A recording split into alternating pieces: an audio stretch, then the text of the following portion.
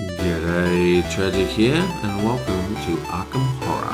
And this is the Kingsport expansion we're playing with now, which is a particularly cool one.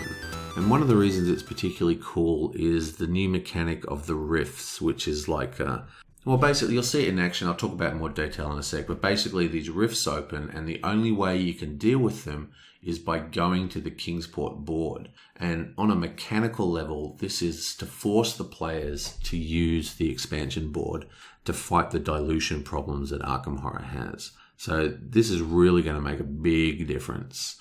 Now, there's this other aspect to the Kingsport board, which I'll talk about later, which is slows down the investigative movement.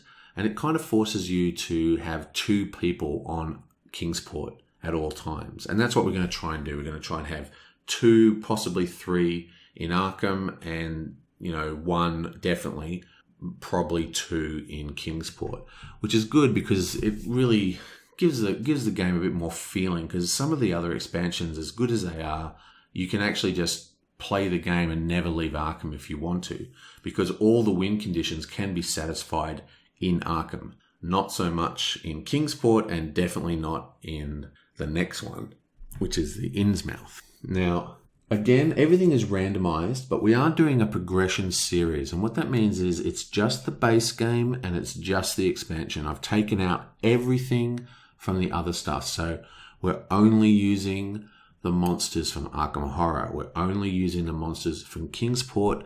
We're not using all the other monsters. We have all the goos mixed in though. We have all the investigators mixed in.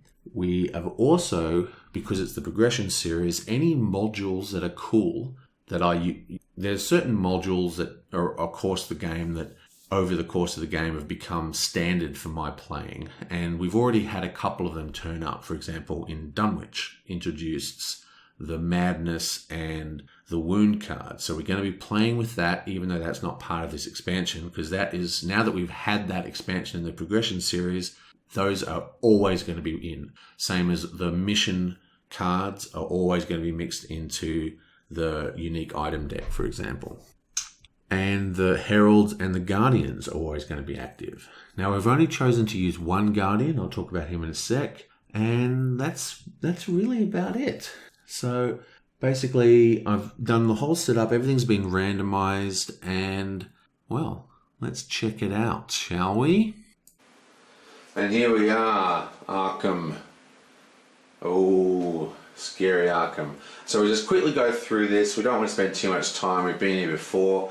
We'll just talk about some of the stuff we've got. For starters, this is the rift track I mentioned. So what happens is, as monsters are revealed, they'll match the dimensional symbols here.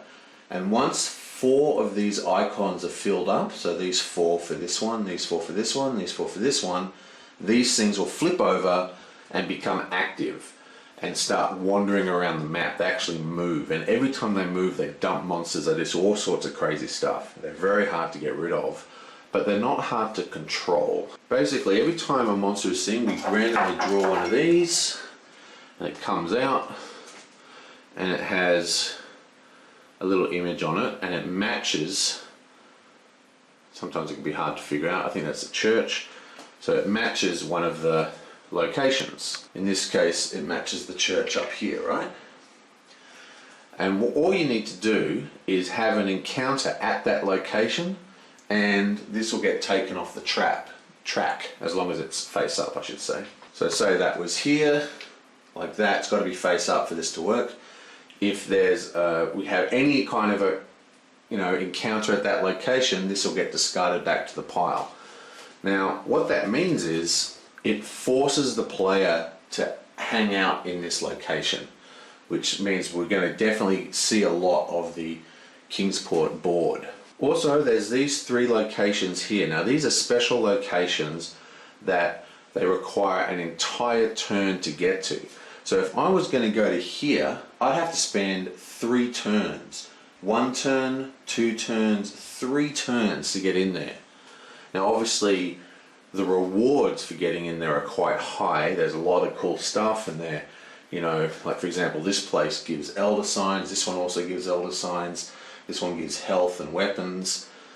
So there's a lot of reason to go there. but it really slows you down. And of course, as the game progresses, you'll have rifts opening that we'll need to get into those locations if you want to shut these rifts, especially if one of these gets loose and starts wandering all over the place causing mayhem. So we're basically going to need at least one person on here in the early game, and in late game we probably want to have 2 people here, which means the whole of Arkham is going to have to be dealt with by basically 2 people, 3 people at the beginning. We all know about Arkham, so no need to go into that.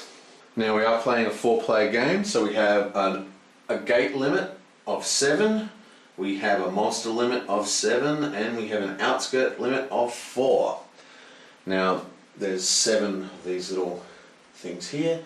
That's just going to help me track that. I usually don't use that card, that's sort of visual for you guys. I usually just stick dice on these 2 things. Now we are going to be using Hypnos, the Herald, not the Herald, the Guardian. So let's have a quick look at Hypnos. Visions of Hypnos, young with the youth that is outside of time and with a beauteous bearded face, curved smiling lips, Olympian brow and dense locks, waving and poppy crowned. When Hypnos is the Guardian, shuffle the Visions of Hypnos deck and place it face down near the board at the start of the game.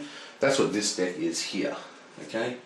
And this is basically a second Mythos deck, kind of. You'll see in a sec as it runs. At the start of each upkeep, the first player draws the top card of the Visions of Hypnos deck and places it face up in front of him. The Vision of Hypnos card causes a clue token to be placed on the board, then makes that location easier to explore until the end of the Mythos phase. So this is quite a huge change. It puts lots more clues out, which means we can reroll more, take bigger risks, and it's awesome. Plus he's got the Lord of Dreams effect. Whenever an investigator has an outer world encounter in the Dreamlands, which is kind of where he has, the Plateau of Leng, the Underworld or the Unknown Kadeth, he gains a +1 bonus to all skills until the end of the encounter.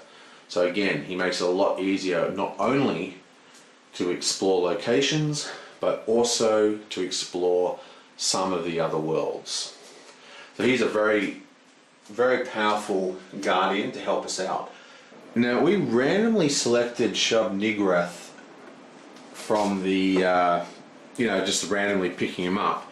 But the problem is, he actually is from Black Go to the Woods, which is a really great expansion, and it's completely themed around this guy. So I kind of want to save this goo for that expansion, and part of the progression series is once we have a goo we chuck it and we can't hit it again. So I'm going to re-roll him right now. Okay, so let's just re-roll this. Come here. Booyah, we get 1, 2, 3 successes. That's a 5 and 2 6s. That's 1, 2, 3, 4, 5. 1, 2, 3, 4, 5, 6. 1, 2, 3, 4, 5, 6. Booyah! Oh, I've already had that guy, so let's get the next one. Yonk! Ooh. Kuchiliutas. Excellent. Footprints in the dust. While Quetel stirs in his slumber, shuffle the 3 dust decks at the start of the game and place them face down on this sheet. At the start of each turn, the first player must either spend 2 clue tokens or draw a card from the lowest numbered dust deck that still has undrawn cards in it. Oh! This guy also has physical immunity and magical immunity. Now, Worshippers is worshipped by wizards who call upon him for immortality. Warlocks gain 2 toughness and endless. Investigators do not collect clue tokens from defending a warlock unless they can ignore the endless ability. Let's just quickly check that we didn't grab a warlock. Warlocks are yellow monsters, I'm pretty sure. Cultists, okay, good. William starts with 3 tokens, but if they were endless tokens, he couldn't keep them. Okay, So I've just got to go get another component. I've got to go find the dust decks. Hang on. Okay, so this guy is actually quite a cool monster. Basically, he has these 3 decks. I've just shuffled them. They're only like 3 cards or something each, or 4 cards maybe. Yeah, so they're 4 cards. And this is called the dust deck. Now, you basically, what they do is they force the first player to be passed, because it increases the risk to the first player. And we start from drawing from here, then from here, and then from this really bad deck there. Now this is actually going to work out pretty cool, because Hypnos is going to be giving us lots of tokens, and we're going to be spending lots of tokens on Quachilla here. So that's going to work out pretty good for us. Okay, so our first investigator is Hank Samon. Starts with 5 sanity, 6 stamina. Now check out this, thick-skulled. Any phase. Hank does not make a horror check when he first encounters a monster. Instead, he only makes a horror check if he fails a combat or an evade check. That means we can basically ignore Will, and he goes up to 5 combats. So he is a monster hunter, right? Purebred monster hunter. Now, he also got some pretty awesome items. For starters, he got a luck skill, which is like the best skill. He got food, which gives him extra stamina, but he's got the motorcycle, which is the really important one, which gives him all this extra movement.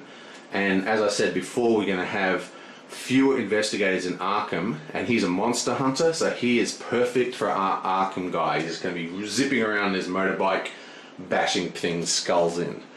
Now he's also got this really cool tome, which goes well with the motorcycle as well. Motorcycle gives him extra movement, and the tome uses movement to actually discard a token from the Doom track. So we'll be able to actually remove a Doom token with that. It's a fantastic card. As he was growing up on his parents' farm, it soon became obvious that Hank was more of a doer than a thinker. He wasn't stupid exactly, he just didn't spend a lot of time thinking things through before he did them. A lot of the time, this tended to get him into trouble. He's too stupid to be terrified of monsters by the sounds of it. Then again, sometimes it came in handy, like it had last month when he heard the cows panicking. Picking up his shotgun, Hank rushed outside only to see some kind of giant buzzard thing attacking the cattle. Now some might have questioned their own sanity at the sight, while others might have fainted away in sheer horror. But Hank, he just took aim and blew the darn thing's heads off. Excellent! It only occurred to him later to wonder just what it had been. When Pa saw the corpse, he told Hank that they were going to have to take it to the professor he knew at Mr. Matonic University. So they crated up, drove to the nearest train station and hopped the train to Arkham. Only things haven't gone so well since then. First the crate vanished off the train, and then Pa went missing when he went to complain about the missing crate. As Hank grows tired of waiting at the general store where Pa told him to meet up if they got separated, he wonders if it might not have to start doing a little thinking after all. So, he is our resident monster hunter. Now, again, he has also got the bullwhip, which is a really lame weapon. Just allows you to do a +1 combat and a reroll. But importantly, he's got the motorcycle, and he's got a Doom track removal thing. And he starts down here at the general store in Rivertown. Now we have Lily Shen, who is an incredibly strong character. Now Lily has this amazing ability called Yin Yang. So basically what this says is her stamina and sanity is an actual changeable stat that she can use her focus to change. So she gets an extra one of these things that she can move along here. Now, no matter how you move it, it only triggers off where it stops at the end of the upkeep, okay? So you can't kind of wiggle it. But basically, every time she goes up in sanity, she gets +1 sanity. And every time she goes up in stamina, she gets +1 stamina. Now, what I mean by that is this is the max value, okay? So you could have 2 stamina and be at 7. It doesn't mean she's got 7 health all the time. It just means her maximum health is 7. But if you are at 5 and you have 4 health, like say you've got 2 health and you're sitting at 5 and you went to 6 maximum, you would actually gain a health. So she can kind of heal herself and heal her sanity. Lily Shen had an unusual childhood, to put it mildly. She was born in mainland China, and on the next day a group of monks arriving at her home asking if any children had been born here the night before. The monks were seeking a child of prophecy, and although they were surprised to find she was a girl, they wished to take and train her at their monastery. Her parents, both poor and devout, agreed, after making sure she would be well cared for. The monks began her on a rigorous training program, nearly as soon as she could walk, teaching her every martial arts technique they could, going so far as to invite instructors from other countries to teach her. She knew from a young age that she was fated to perform an incredibly dangerous task when the time came, so she pursued her studies with a will. Lily learned not only a myriad of deadly unarmed combat techniques, but also how to link her mind to her body on a fundamental level, each supporting the other. Finally, last month it happened. One of the monks awoke from his meditation screaming, "The great eye is opening, the final days are upon us," before falling to his death. Now Lily stands inside a magic shop in Arkham, hoping to find someone or something that will aid her in fulfilling her destiny. So she is basically a powerhouse. Like, her ability to adjust her sanity and stamina is incredibly strong. Now, this is going to mean that she's going to have quite a lot of things she can do. She's a very versatile character. You can make her do anything. She starts with, how much? $4. Now, she has a couple of cool things. She didn't get very good possessions, unfortunately. She's got a bullwhip as well, so that's 2 bullwhips. So, not cool. She's got the martial arts skill, which basically means she gets +2 dice for every hand not in use. And as you know, weapons have hand symbols, so this is a one-handed weapon, this is a one-handed weapon. So if she uses no weapon, she gets 4 extra dice, so she's great at combat, especially in the early game.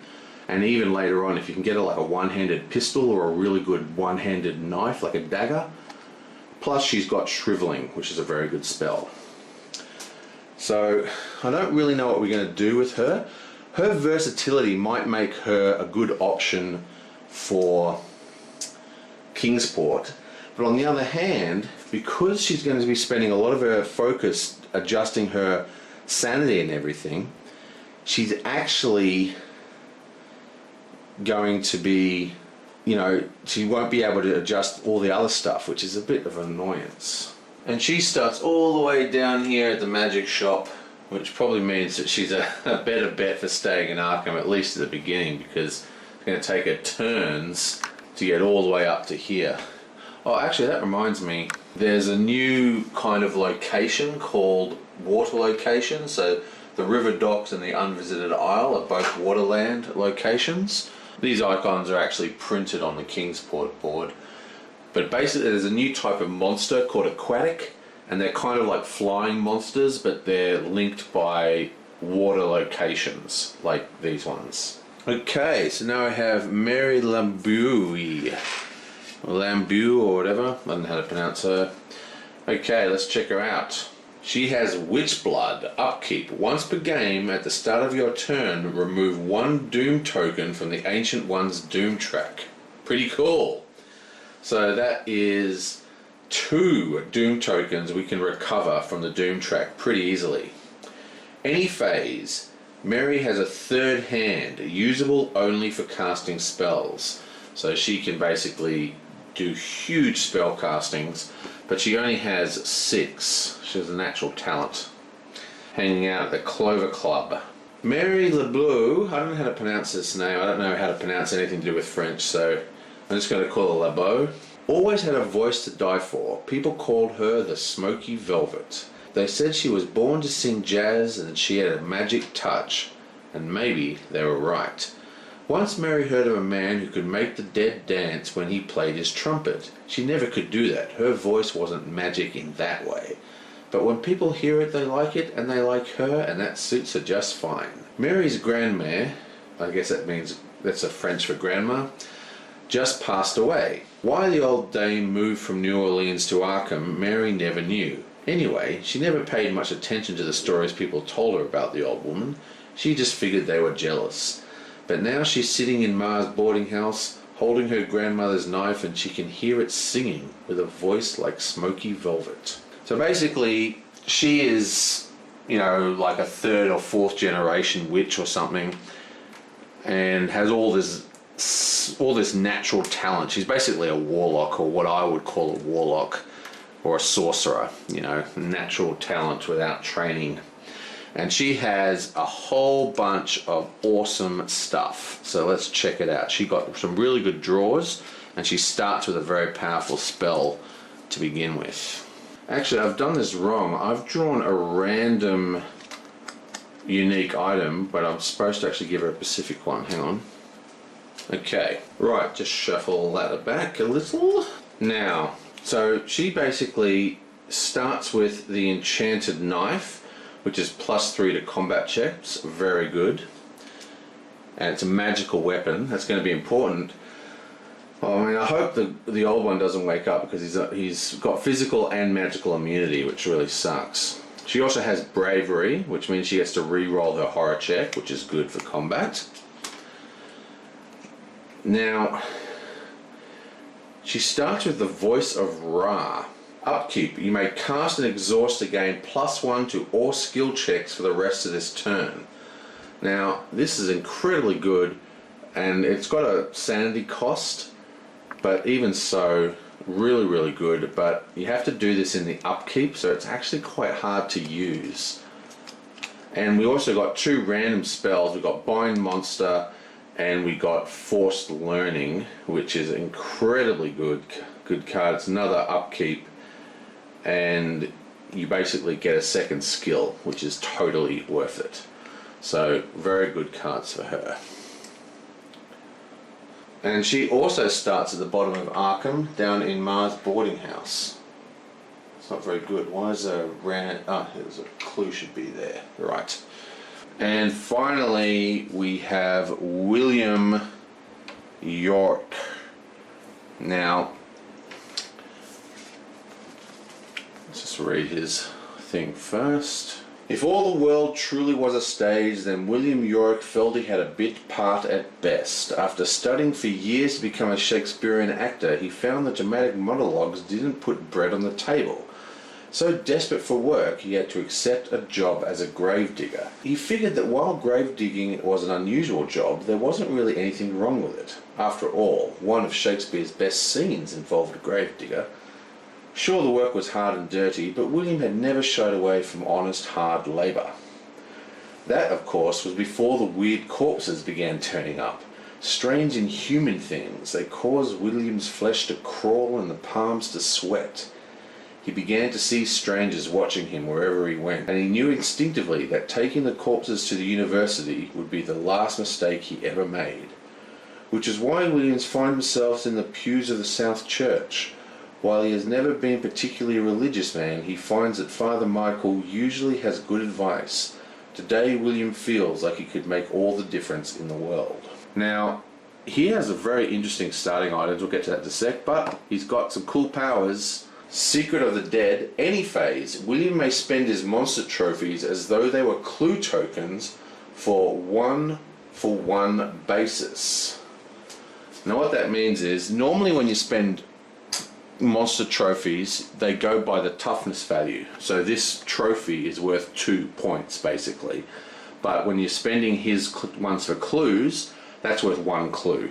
So he's kind of starting with 3 clues, which is pretty cool. And then he's also got Bury Them Deep. Each time William spends a monster trophy, he may decide to return it to the box instead of placing it back in the monster cup. This guy can actually remove monsters from the game. Now if we remember, old Quill over here, he has some kind of ability, that affects warlocks. Now unfortunately warlocks are endless actually, it gives them endless so it doesn't help. But usually this ability allows you to sort of remove the monsters from the game that like the worshippers of the goo. But it doesn't work in this case because they have endless. But anyway, still a cool ability. And he got the jackpot with his items. For starters, he got a research task, which is one of the mission things from Dunwich. Basically, you got to go to these things and you get stuff, okay? So that's cool. Basically, that's a little quest. He got a flare gun, which is, during the movement phase, you can use this weapon to draw all the monsters in the sky to you. Why would you ever want to do that? Well, sometimes, you know, you've got some particularly good abilities, you want to kill something. There's my gal flying around there with their beautiful weird trinkets you want to nick off them. So it's pretty cool. But he really lucked out with his 2 random items. He got an Elder Sign, which is the best item in the game, arguably. Basically, this allows you to seal a gate instantly without doing a test and remove a Doom token. So we actually have 3 ways to remove Doom tokens already. We've got an Elder Sign, we have Mary's ability, and we have the tome here. Pretty cool. Now, he also has a tome. This tome allows him to draw a skill, which he badly needs because he hasn't got any. Now, he starts with 3 random monster tokens, and so he's already got a total toughness of 1, 2, 3, 4. Now, unfortunately, if you're really lucky with Yorick, you can draw really high toughness monsters and he can bless someone on turn 0. But he's 1 toughness short. So his priority is to kill a monster, gain a toughness. And that is pretty much that. And he starts at the church. Bam! Right, so that is it. We are set up and we are ready to go. I'm going to draw the first Mythos card, and then turn 1 will be incoming and we'll be ready to rumble. Bam! Grave Robber's Strike. Oh, come on, William. You weren't protecting. Okay, so for starters, we have a gate open at the Historical Society.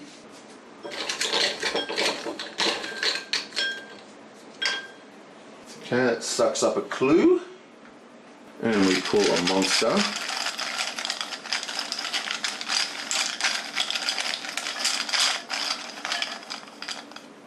And it's a witch. Magical resistance.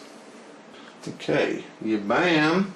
First Doom token is placed.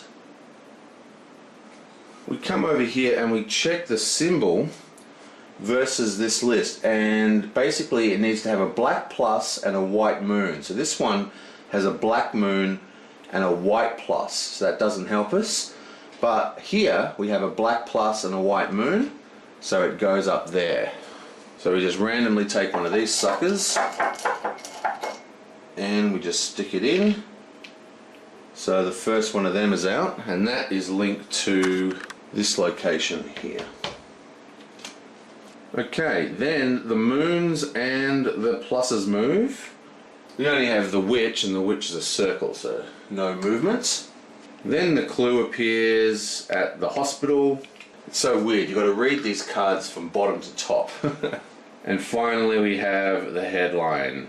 Unfortunately for them, they released 2 monsters into the Central Hill streets. Okay, so